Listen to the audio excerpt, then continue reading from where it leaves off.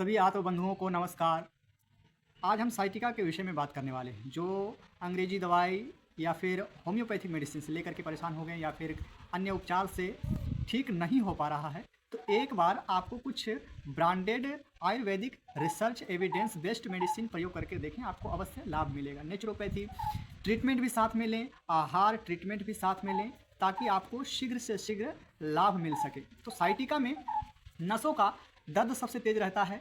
L4, L5, S1 में किसी तरह से अगर रीढ़ की हड्डियों में खिंचाव या चोट की वजह से फिर लगातार हम बैठे रहते हैं, तो इनमें नसें दबने का बहुत खतरा रहता है।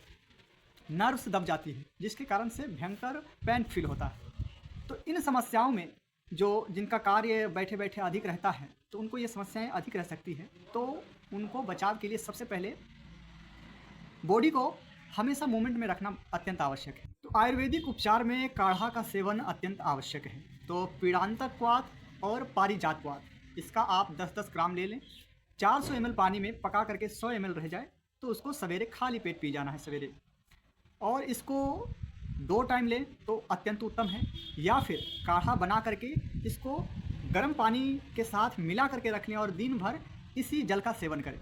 इससे और अत्यंत शीघ्र लाभ होगा। और इस काढ़े के साथ स्पाइरुलिना मोरिंगा का सेवन कर सकते हैं। इस टैबलेट के फॉर्म में आता है। तो इसका 2 टैबलेट सवेरे, 2 टैबलेट दोपहर और 2 टैबलेट शाम को प्रयोग कर सकते हैं। और इसके साथ पीड़ा नील गोल्ड वटी, ये भी आपके दर्द को रिलीफ करने में बहुत मदद करेगा। तो ये भी 2 सवेरे, 2 शाम और 2 दोपहर को ले सकते हैं, दोनों साथ में मिला करके ले सकते हैं। अत्यंत प्रभावकारी औषधि है और खाली पेट लेंगे तो आपको अत्यंत शीघ्र लाभ होगा। भोजन से पूर्व ही लेना है, यानी 1 घंटा पहले ले सकते हैं, या फिर भोजन करने के पश्चात आप जब तक आपको लगे नहीं कि मुझे भूख लग रहा है, तब तक आपको नहीं लेना है। जब भूख लगे तब आपको ये औषधि का सेवन करना है। नेक्स्ट है ऑर्थोग्रिट वटी। ये भी आपके शरीर में जितनी भी वातकारक प्रभाव है, जोड़ों में दर्द है, उन सब को यथाशीघ्र नष्ट करता है। तो ऑर्थोग्रिट का भी सेवन आप 2 टैबलेट सवेरे, दोपहर और शाम 3 टाइम कर सकते हैं। भोजन के लगभग आप खाली हो जाएं, तो जब तक आपका पेट कुछ खाने को मांगे ना, तब तक औषधि का सेवन नहीं करना चाहिए। आपको लगे कि पेट खाली है, तो उस वक्त आप उस औषधि का सेवन कर सकते हैं। और कोशिश करें कि काढ़ा पूरे दिन भर बना करके रख लें, उसको एक पात्र में, स्टील के पात्र में, और उसी का सेवन करें। उसके साथ ही औषधियों का सेवन। अब अगली मेडिसिन है चंद्र प्रभावटी और त्रयोदशांग गुगुल। इसका आप 1-1 टैबलेट सवेरे, दोपहर, शाम इसको भी कर सकते हैं काढ़े के साथ में। ये भी आपके नसों के जो दर्द हैं, खिंचाव हैं, उसको कम करेगा और आपके शरीर में जितने भी दर्द हैं उसको कम करेगा। क्वाथ में हमने 2 बताया था, पीड़ांतक क्वाथ और परिजात क्वाथ। तो इसके साथ साथ एक क्वाथ आपको और ऐड करना है, दशमूल क्वाथ। ये भी आपके शरीर में कहीं भी दर्द हो, खिंचाव हो, उसको जो है तुरंत रिलीफ करता है। तो दशमूल क्वाथ भी आप सप्ताह में कम से कम बीच में सेवन करते रहें, या फिर तीनों को एक साथ बना करके सेवन कर सकते हैं, या फिर बदल बदल करके सेवन कर सकते हैं। कोई भी बीमारी को अत्यंत शीघ्र ठीक करने के लिए रसायन चिकित्सा अत्यंत प्रभावकारी चिकित्सा है। ऋषि मुनियों ने एक तरह से अपने गहन अध्ययन, चिंतन और परिश्रम पुरुषार्थ से इस चिकित्सा व्यवस्था को हम भावी पीढ़ियों को दिया है। तो हम सभी इस रसायन चिकित्सा, आयुर्वेदिक चिकित्सा, इन सभी परंपराओं को अपने आने वाली भावी पीढ़ियों को दें और इससे जुड़ें, ताकि हम अपनी भारतीय चिकित्सा व्यवस्था को आगे ले जा सकें। तो रसायन चिकित्सा में आप एकांग वीर रस 10 ग्राम ले सकते हैं, स्वर्ण माछिक भस्म 5 ग्राम, गोदंती भस्म 10 ग्राम और प्रवाल पिष्टी 10 ग्राम। इनका सभी मिश्रण कर लें और मिश्रण करके पुड़िया बना लें, कम से कम 60 पुड़िया। और 60 पुड़िया बना करके हर दिन आपको 2 पुड़िया सवेरे और शाम सेवन करना है। इसका सेवन आप जल के द्वारा भी कर सकते हैं और शहद के भी द्वारा कर सकते हैं। और अगर शरीर में, कमर में या पैर में अत्यंत पीड़ा हो, तो वृहद वात चिंतामणि रस करके एक पुड़िया आती है, तो उसका भी 1-2 ग्राम इसमें मिला लेंगे तो शीघ्र लाभ मिलेगा। क्योंकि ये बीमारी बोन के क्षतिग्रस्त होने से भी हो सकती है, बोन के कमज़ोर होने से भी हो सकती है, लचक या क्रैक होने से भी हो सकती है, चोट होने से भी हो सकती है। तो आपको विटामिन डी का भी प्रयोग करना चाहिए, और हो सके तो कैल्शियम का कोई सोर्स हो तो उसका भी सेवन कर सकते हैं। बोन हेल्थ नेचुरल और विटामिन डी, ये दोनों पतंजलि के ही मेगा स्टोर पर आपको उपलब्ध हो जाते हैं। तो दो दो कैप्सूल इसका सवेरे और शाम दूध के साथ ले सकते हैं या फिर वार्म वाटर के साथ ले सकते हैं।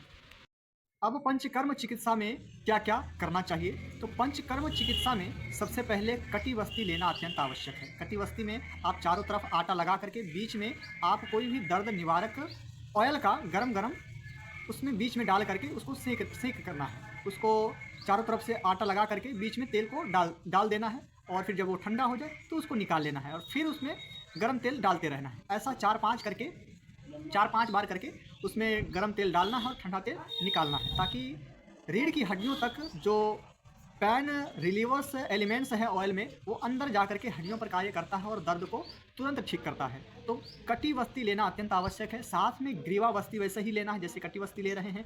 गर्दन के ऊपर आटा का घेरा लगा देना है और बीच में गरम गरम ऑयल डालना है, उतना ही गरम डालना है जिससे त्वचा को कोई नुकसान ना हो। तो इस बात का ध्यान रखते हुए थोड़ा सावधानी बरतनी है, ऑयल ज़्यादा गर्म ना हो।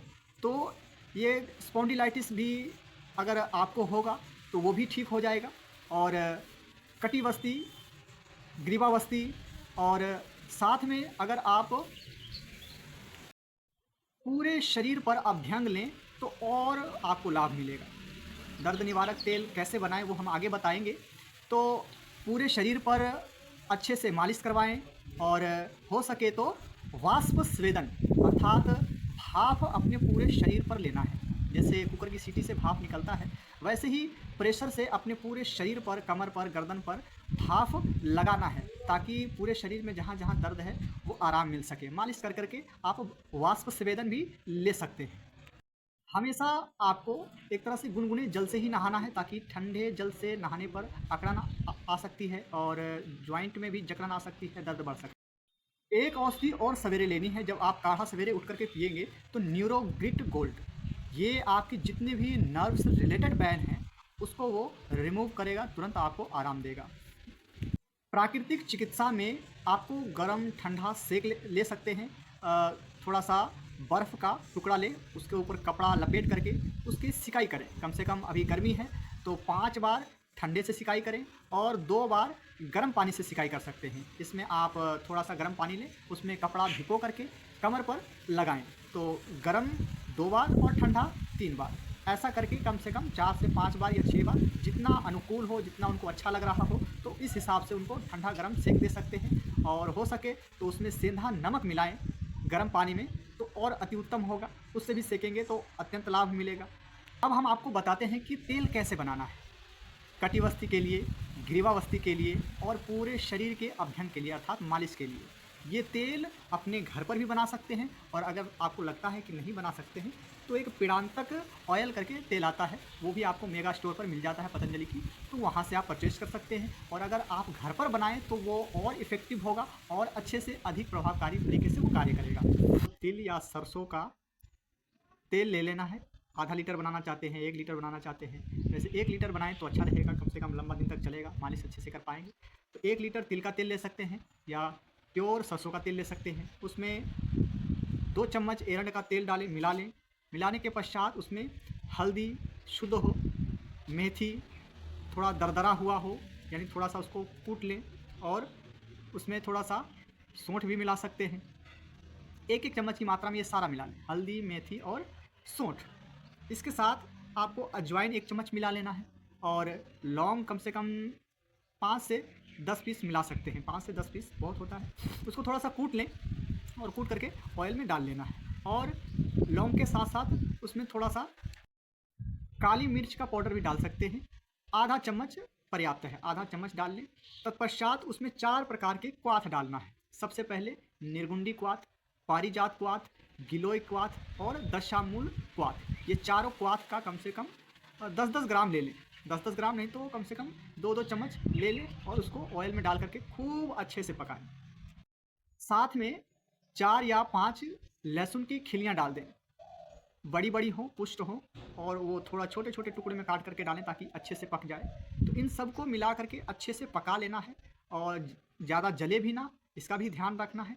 और फिर इन सबको छान करके जब गुनगुना हो जाए तो इसमें कपूर जो शुद्ध हो, भीमसेनी कपूर भी मिला सकते हैं, शुद्ध पतंजलि के मेगा स्टोर पर आपको उपलब्ध हो जाता है। तो वो शुद्ध कपूर गुनगुना होने पर उसको छानने के पश्चात मिला लें और मिला करके उसको एक डब्बा में बंद करके रख लें।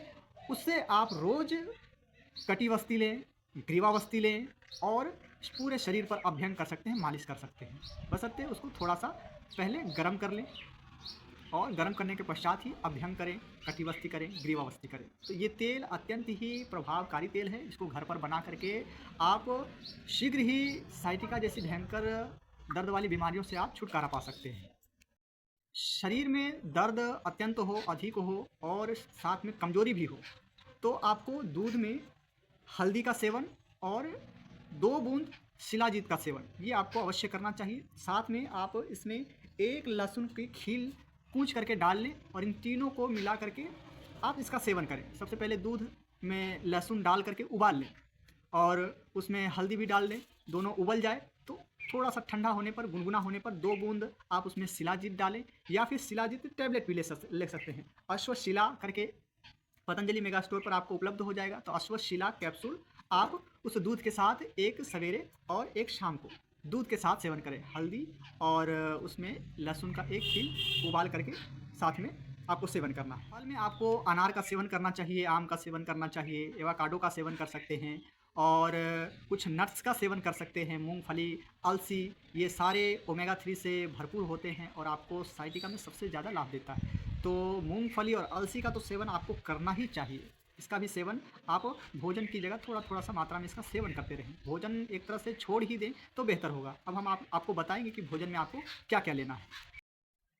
तो सामान्य रूप से रोटी जो सेवन करते हैं वो सेवन करें और उसके साथ में पालक, तोरई, लौकी और लीफी वेजिटेबल जितने भी प्रकार का है उसका सेवन कर सकते हैं। सहजन की जो फूल है, फली है, उसका भी सेवन करें और इन सब्जियों में अदरक, लहसुन, सौंठ, मेथी इन सब का मसालों के रूप में प्रयोग कर सकते हैं। ये सारे जितने भी मसाले हैं आपके दर्द को शीघ्र ही नष्ट कर देगा, आपको तुरंत ही स्वस्थ कर देगा।